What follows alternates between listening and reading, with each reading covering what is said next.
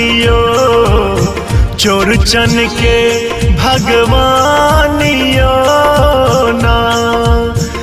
भागव शुक्ल चतुर्थी उगलथ चौठी चानियो चोरचन के भगवानियो ना। भागव शुक्ल चतुर्थी उगलथ चौठी चानियो चोरचन के भगवानियो